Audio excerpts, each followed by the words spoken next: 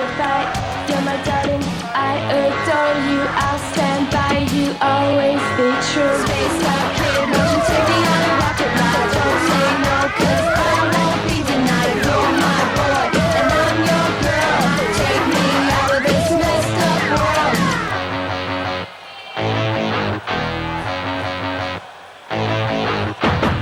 Out the window, there's the tiny earth. In your arms, I know what I'm worth.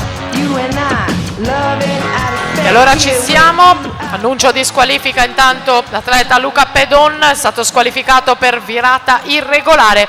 Ci siamo, prima serie 100 rana ragazzi.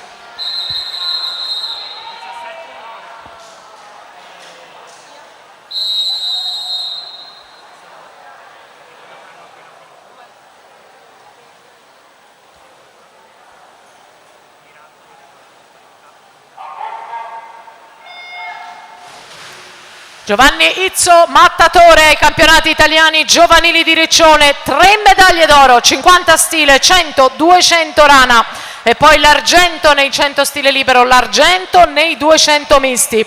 È il campione italiano di categoria dei 50 stile ai categorie estivi Roma Stadio del Nuoto, è stato anche bronzo nei 100 stile libero e 200 rana.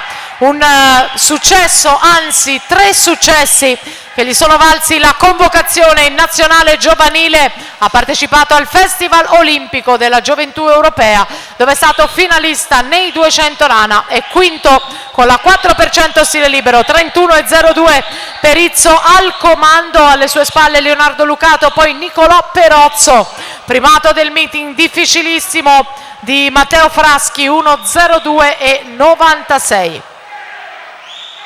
Siamo nella vasca conclusiva con Giovanni Izzo al comando, una lunghezza su tutti, Valtac 1,04,18, quanto basta alla medaglia d'oro, 1,05,00 per Leonardo Lucato, al terzo posto Nicolò Perozzo 1,08,61, classifica ancora ufficiosa con la vittoria di Giovanni Izzo, President Bologna.